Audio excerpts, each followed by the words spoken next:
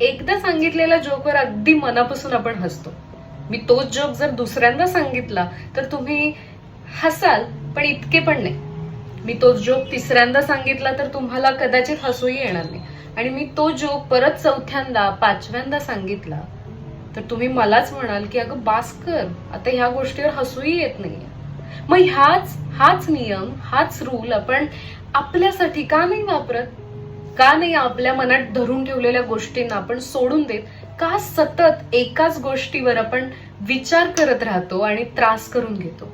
एखाद्याने कधीतरी केलेली चूक, एखाद्याने कधीतरी आपल्याला काहीतरी बोललेली गोष्ट आपण सतत आठवून सतत तोच विचार करून स्वतःला किती त्रास देतोय? तुम्ही आठवा, तुमच्याही आयुष्यात तुम्ही किती गोष्टींना धरून ठेवलंय, ज्या घडून खरं तर खूप वेळ झालाय, खूप वेळ निघून गेलाय, पण आजही तुम्ही त्या गोष्टींना घेऊन तितकाच त्रास करून घेताय. त्यामुळे सोडून देऊया ना, त्या सगळ्या गोष्टी सोडून देऊया. तुम्ही आनंदी व्हा.